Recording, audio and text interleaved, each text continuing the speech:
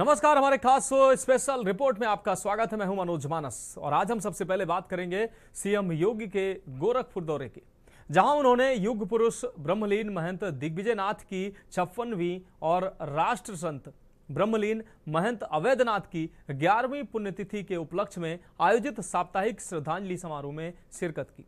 साथ ही उपराष्ट्रपति पद पर राधाकृष्णन की जीत के सियासी मायने पर हम बात करेंगे और चलते चलते बात नेपाल के बाद फ्रांस में भड़की हिंसा की। तो चलिए अब चलते हैं खबरों के विस्तार में।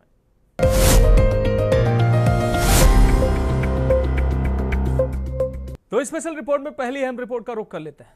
सीएम योगी को युग पुरुष ब्रह्मलीन महंत दिग्विजय नाथ की 56वीं और राष्ट्र संत ब्रह्मलीन महंत अवैधनाथ की 11वीं पुण्यतिथि के उपलक्ष्य में आयोजित साप्ताहिक श्रद्धांजलि समारोह में मुख्यमंत्री योगी आदित्यनाथ शामिल हुए। इस मौके पर सीएम ने कई प्रेरणादायी संदेश भी दिए। ये खास रिपोर्ट देखिए।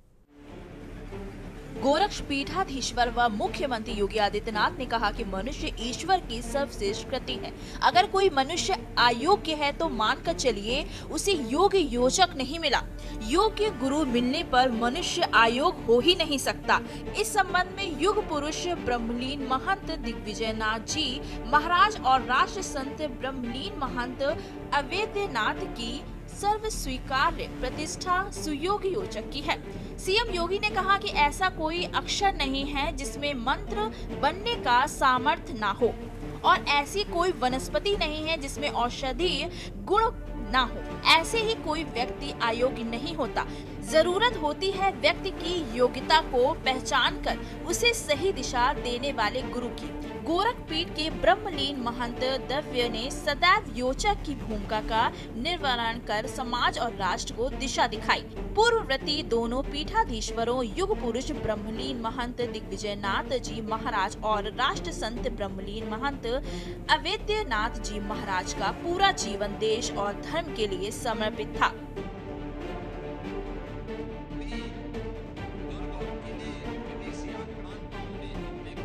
मुख्यमंत्री योगी ने कहा कि साधु अकेला होता है, समाज उसका परिवार, राष्ट्र उसका कुटुंब होता है और उसकी जाति से सनातन होती है। उन्होंने कहा कि संतों के संकल्प में पवित्रता, दृढ़ता होती है। संकल्प में उसकी साधना के अंश होते हैं और जब सच्चा संत कोई संकल्प लेता है तो उसके परिणाम अवश्य आते हैं।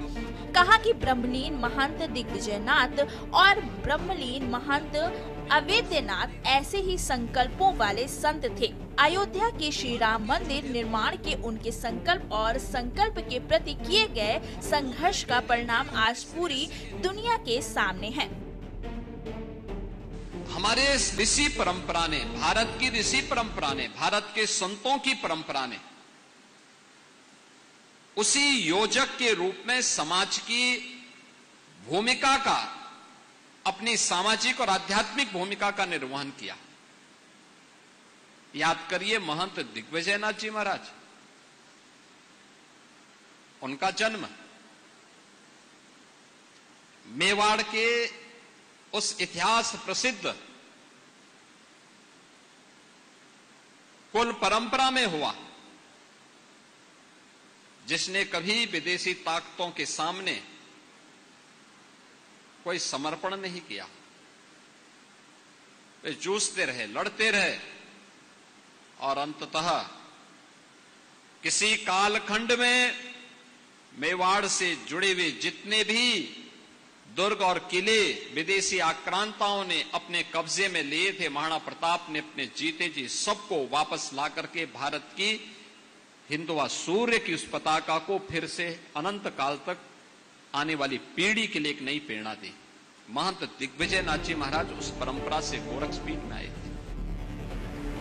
आपको बता दें कि मुख्यमंत्री योगी ने ब्रह्मलीन महंत दिग्विजयनाथ जी महाराज की पुण्य स्मृति को नमन करते हुए कहा कि महंत श्री का जन्म इतिहास प्रसिद्ध मेवाड़ की उस कुल परंपरा में हुआ था जिसमें विदेशी आक्रांताओं के सामने कभी समर्पण नहीं किया।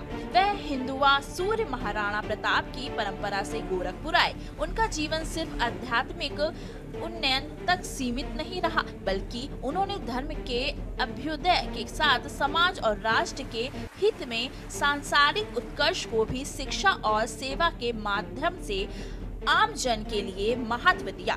बताया कि यही कार्य महंत अवेद्यनाथ जी ने भी किया। मुख्यमंत्री आदित्यनाथ ने कहा कि महंत दिग्विजयनाथ जी गोरखनाथ मंदिर के वर्तमान स्वरूप के शिल्पी थे। उन्होंने इस सनातन परंपरा के वैभवशाली मंदिर के रूप में स्थापना की। इसके साथ ही उनकी ख्याति पूर्वी उत्तर प्रदेश में शैक्षिक क्रांति के पुरोधा के रूप में भी है। 1932 में उन्होंने महाराणा प्रताप शिक्षा परिषद की स्थापना के साथ ही गोरखपुर में विश्वविद्यालय में स्थापना करने का संकल्प लिया था। देश की आजादी के बाद जब गोरखपुर में विश्वविद्यालय स्थापना करने की बात आगे बढ़ी तो बहुत से लोग पीछे हट गए। तब महंत दिग्विजयनाथ जी ने अपने 2 डिग्री कॉलेज दान में देकर विश्वविद्यालय की स्थापना सुनिश्चित कराई। उन्होंने बालिका शिक्षा के केंद्र को भी स्थापना करने का संकल्प बालिका विद्यालय बनवाकर पूरा किया। गुलामी के प्रतीकों को हटाने का लिया था संकल्प। सीएम योगी ने कहा कि ब्रह्मलीन महंत दिग्विजयनाथ जी ने गुलामी के प्रतीकों का हटाने का संकल्प लिया था। अयोध्या में गुलामी की निशानी ढांचे को हटाकर भव्य श्री राम मंदिर बनवाना उनका और ब्रह्मलीन महंत अवेद्यनाथ जी का संकल्प और सपना था। जमीन कब्जों पर सीएम योगी का सख्त संदेश। वही गरीबों और कमजोर वर्ग की जमीनों पर कब्जा करने वालों के खिलाफ मुख्यमंत्री योगी आदित्यनाथ ने सख्त रुख अपनाया। गोरखनाथ मंदिर में आयोजित जनता दर्शन के दौरान सीएम ने अधिकारियों को निर्देशित किया कि किसी भी कीमत पे भूमाफियों और दबंगों को बख्शा ना जाए। उन्होंने साफ कहा कि गरीब की जमीन पर कब्जा करने वालों को तुरंत सबक सिखाया जाए और जमीन कब्जा मुक्त कराई जाए। सीएम ने अधिकारियों को आगाह किया कि ऐसी शिकायतों पर लापरवाही बरतना बर्दाश्त नहीं होगी। स्पेशल डेस्क के न्यूज इंडिया। तो फिलहाल स्पेशल रिपोर्ट में वक्त एक अहम ब्रेक का है। ब्रेक के बाद अगली रिपोर्ट का रुख करेंगे।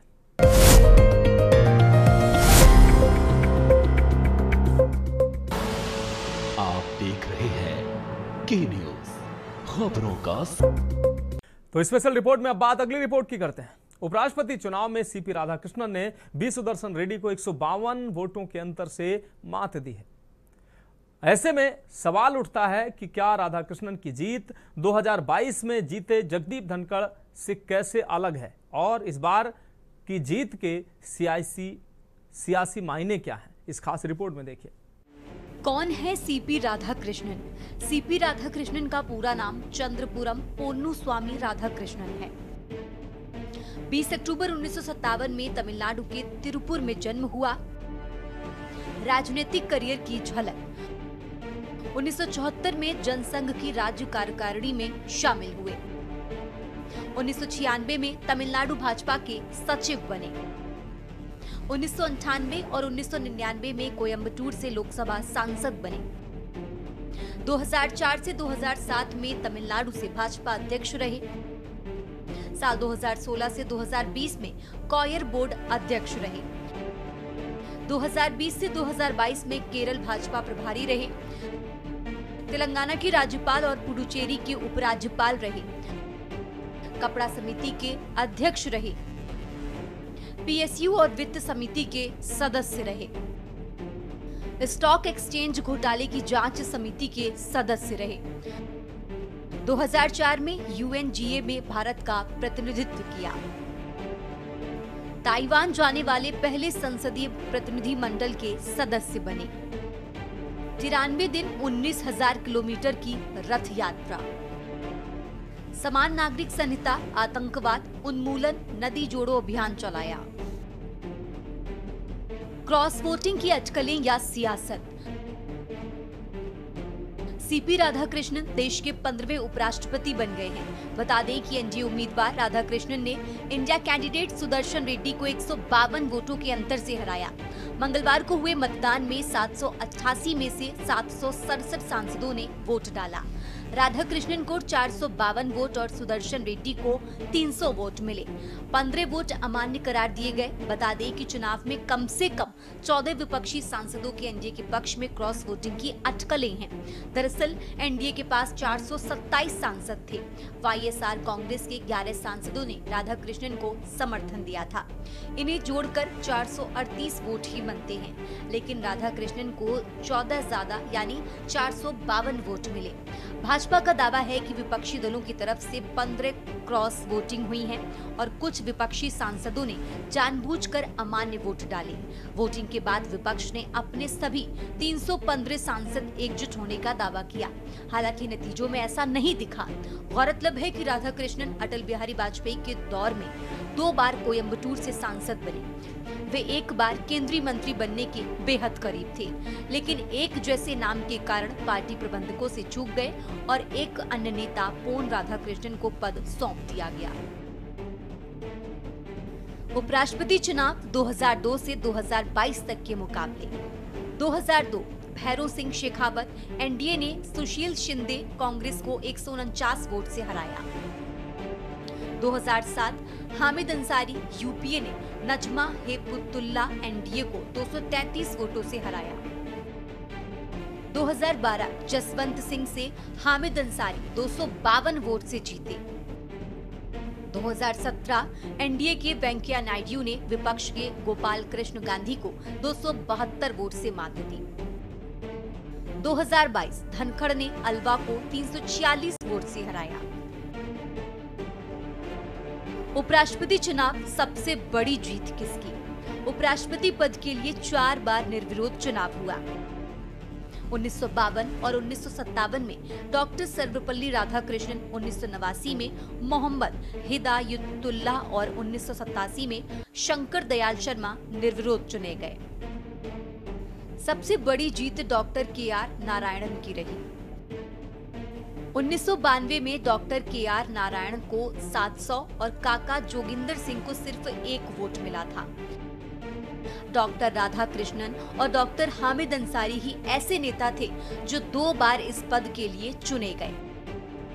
केवल 2 महिला प्रत्याशी नजमा हेपतुल्ला और मार्गेट अलवा रहीं, पर दोनों चुनाव हार गईं। धनखड़ से कितनी अलग राधाकृष्णन की जीत। इंडिया ब्लॉक के बी सुदर्शन रेड्डी को मात देकर उपराष्ट्रपति चुनाव की सियासी बाजी एनडीए ने अपने नाम कर ली है। एनडीए प्रत्याशी सीपी राधाकृष्णन देश के 15वें उपराष्ट्रपति बन गए हैं। राधाकृष्णन भले ही एनडीए की ताकत से ज्यादा बड़ी जीत दर्ज करने में कामयाब रहे, लेकिन जगदीप धनखड़ के मुकाबले उन्हें 76 वोट कम मिले हैं। बता दें कि फिर भी एनडीए को अपनी उम्मीद से कहीं ज्यादा वोट मिले हैं, तो इंडिया ब्लॉक को उसकी संख्या के कुल वोटों से 15 वोट कम मिले हैं। ऐसे में साफ है कि विपक्ष के कुछ सांसदों ने क्रॉस वोटिंग की है। ऐसे में ये सवाल उठता है कि उपराष्ट्रपति चुनाव के नतीजों के सत्ता पक्ष और विपक्ष के लिए सियासी मायने क्या हैं? उपराष्ट्रपति चुनाव में विपक्ष ने भले ही कोई सीधी जीत ना हासिल की हो, लेकिन ये एक राजनीतिक प्रयोग था जिसमें विपक्ष ने अपनी ताकत और कमजोरियों को परखा।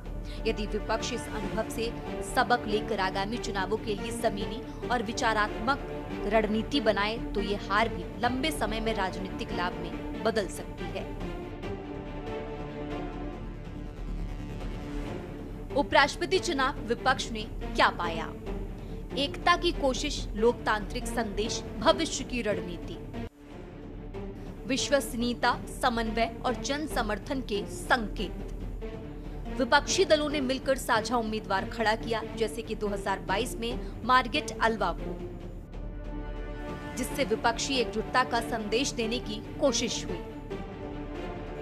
विपक्ष ने उम्मीदवारों के चयन में ऐसे चेहरों को आगे रखा जो लोकतंत्र, संविधान और सामाजिक न्याय की बात करते हैं। इससे विचारधारा आधारित राजनीति को उजागर करने का प्रयास किया गया। चुनाव जीतने की स्थिति भले ही ना हो, लेकिन विपक्ष ने ये संदेश देने की कोशिश की कि सरकार को हर फैसले पर उनकी नजर है। विपक्ष ने अपने संगठनात्मक ढांचे और आपसी तालमेल को परखा, जो लोकसभा चुनाव या राज्यों में काम आ सकता है। विपक्ष ने क्या खोया? कई राज्यों में विपक्षी विधायकों, सांसदों ने क्रॉस वोटिंग की या अनुपस्थित रहे, जिससे ये एकता दिखावा मात्र लगने लगी। परिणाम पहले से तय होने के बावजूद विपक्ष पूरी मजबूती से चुनाव लड़ाई नहीं लड़ सका, जिससे ये धारणा बनी कि विपक्ष कमजोर और बिखरा हुआ है। जब विपक्ष साझा उम्मीदवार के बावजूद नतीजों पर असर नहीं डाल पाया, तो उनकी राजनीतिक विश्वसनीयता पर सवाल उठे। कई पार्टियों ने साझा रुख नहीं अपनाया या अंत समय में अलग राह अपनाई, जिससे गठबंधन की असंगति सामने आई। बीजेपी का दक्षिण की राजनीति पर फोकस। बीजेपी का दक्षिण की राजनीति पर फोकस है क्योंकि पार्टी वहां पर कमजोर है। एकमात्र राज्य आंध्र प्रदेश है जहां टीडीपी के साथ मिलकर भाजपा ने एनडीए की सरकार बनाई है। कर्नाटक, तेलंगाना में कांग्रेस की सरकार है, तमिलनाडु में डीएमके और केरल में लेफ्ट की सरकार है। ऐसे में भाजपा की नजर राधाकृष्णन के जरिए अपनी राजनीतिक स्थिरता और मजबूत करने की है। 2026 में तमिलनाडु, केरल में विधानसभा चुनाव।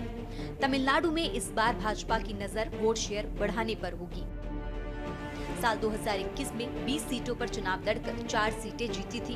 पार्टी का वोट शेयर केवल 2.6% रहा था। केरल में 140 सीट पर 2026 में विधानसभा चुनाव होना है। मौजूदा केरल विधानसभा में भाजपा का कोई सदस्य नहीं है। 2021 में हुए चुनाव में भाजपा एक भी सीट नहीं जीत पाई थी। इस बार के चुनाव में भाजपा को खाता खोलने की उम्मीद होगी। चुनाव में विचारधारा के आधार पर पड़े वोट। आपको बता दें कि उपराष्ट्रपति चुनाव इस बार विचारधारा आधारित रहा। आमतौर पर इस तरह के चुनाव में भाषा या क्षेत्र की पहचान भी असर डालती है, लेकिन इस बार ऐसा नहीं हुआ। एनडीए कैंडिडेट राधाकृष्णन को तमिलनाडु की सबसे बड़ी पार्टी डीएमके ने एक भी वोट नहीं दिया, जबकि विपक्ष के उम्मीदवार रेड्डी तेलुगु भाषी होने के बावजूद आंध्र प्रदेश के टीडीपी और वाईएसआरसीपी ने भी वोट नहीं दिया। दोनों कैंडिडेट्स को उनके अपने राजनीतिक ब्लॉक यानी एनडीए और इंडिया के वोट मिले। तमिलनाडु में अगले साल चुनाव होने हैं, लेकिन डीएमके ने राधाकृष्णन को वोट न देकर ये संदेश दिया कि जो भी पार्टी एनडीए के साथ है वो तमिलों के साथ जरूरी नहीं है। कहा जा रहा है कि व्हिप न जारी होने के बाद भी एनडीए को वोट देने का मतलब साफ है कि सत्ताधारी और विपक्षी पार्टी के नेतृत्व की संगठन पर मजबूत पकड़ है। बीजेडी और बीआरएस जैसी पार्टियों ने इस चुनाव में हिस्सा नहीं लिया, लेकिन उनके सांसद भी पार्टी के फैसले के अनुसार वोट देने में बंधे रहे। स्पेशल डेस्क के न्यूज इंडिया। तो स्पेशल रिपोर्ट में अब बात अगली रिपोर्ट की करेंगे। नेपाल के बाद अब फ्रांस की सड़कों पर सरकार के खिलाफ लोगों का गुस्सा दिख रहा है। जनता सड़क पर है और लोग एमेनुअल मैक्रो सरकार की नीतियों के खिलाफ प्रदर्शन कर रहे हैं। राजधानी पेरिस में आगजनी की खबरें मिली हैं। बताया जा रहा है कि लोग सरकार को उखाड़ फेंकने की बात कर रहे हैं। इस खास रिपोर्ट में देखिए। राष्ट्रपति मैक्रों की नीतियों को लेकर लोगों में भारी गुस्सा। जनता के एक बड़े वर्ग को लगता है कि मैक्रो की नीतियां आम लोगों के हितों के खिलाफ हैं और अमीर वर्ग को फायदा पहुंचाती हैं। सरकार ने खर्चों में कटौती, कल्याणकारी योजनाओं में कमी और आर्थिक सुधार लागू किए हैं। इससे आम जनता, खासकर मध्यम वर्ग और श्रमिक वर्ग पर दबाव बढ़ा है।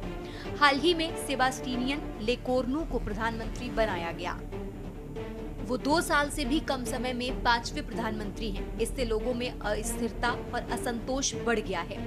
प्रदर्शनकारी चाहते हैं कि उनकी नियुक्ति की शुरुआत से ही सरकार पर दबाव बनाया जाए। वामपंथी गठबंधन और जमीनी संगठनों ने ब्लॉक एवरीथिंग नारे के साथ आंदोलन शुरू किया है, ताकि देशव्यापी ठप की स्थिति पैदा करके सरकार को झुकने पर मजबूर किया जा सके। नेपाल में हिंसा की आग अभी बुझी भी नहीं थी कि फ्रांस की राजधानी पेरिस भी सुलग उठी है। बता दें कि ब्लॉक एवरीथिंग मूवमेंट के बाद भारी संख्या में प्रदर्शनकारी सड़कों पर उतर आए, लिहाजा पेरिस में हर तरफ आगजनी देखने को मिली। वहीं पुलिस ने सैकड़ों प्रदर्शनकारियों को हिरासत में ले लिया है।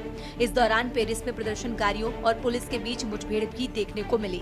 प्रदर्शनकारियों ने पेरिस की सड़कें बंद कर दी और कई जगहों पर आगजनी शुरू हो गई है।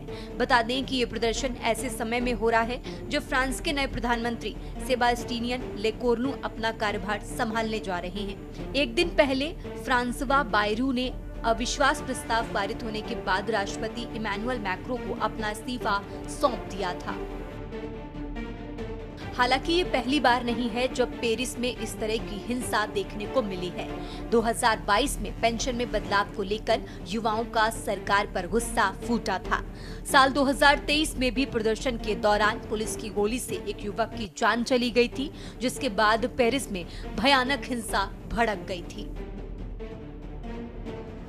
खबरें मिली हैं कि फ्रांस के दक्षिणी बंदरगाह शहर मार्सिये में पुलिस ने प्रदर्शनकारियों को मुख्य सड़क को ब्लॉक करने से रोक दिया। एएफपी की रिपोर्ट के मुताबिक प्रदर्शनकारी सड़क जाम करने की तैयारी में थे, लेकिन पुलिस ने उन्हें रोक दिया। पेरिस पुलिस ने बताया कि प्रदर्शनों में 1 सैकड़ा से ज्यादा लोग गिरफ्तार किए गए हैं। विरोध प्रदर्शन कर रहे सीजीटी यूनियन ने प्रदर्शन के दौरान कहा कि असली समस्या मैक्रो और उनके काम करने के तरीके की है। जब तक उनकी विदाई नहीं होती, प्रदर्शन चलता रहेगा। फ्रांस की राजनीति में बजट हमेशा टकराव का बड़ा कारण रहा है। हर साल इसके जरिए ये तय होता है कि सरकार किन क्षेत्रों पर खर्च बढ़ाएगी और कहां कटौती करेगी, और यही सत्ता पक्ष व विपक्ष के बीच खींचतान की जड़ बनता है। पिछले साल भी यही हुआ। प्रधानमंत्री मिशेल बार्नियर ने संसद में बजट पेश किया था, लेकिन उस पर भारी विवाद खड़ा हो गया। वामपंथी दलों ने आरोप लगाया कि बजट गरीब और आम जनता के खिलाफ है, क्योंकि इसमें सामाजिक कल्याण योजनाओं में कटौती की गई है। दूसरी तरफ दक्षिणपंथी दलों को शिकायत थी कि टैक्स और वित्तीय नीतियां उनके हितों पर चोट करती हैं।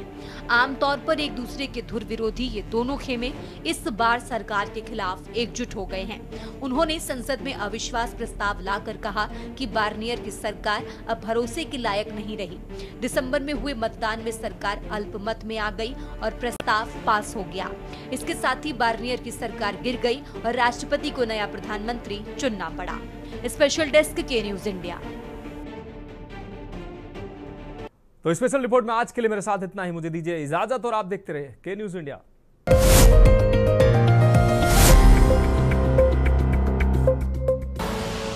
आप देख रहे हैं के न्यूज, खबरों का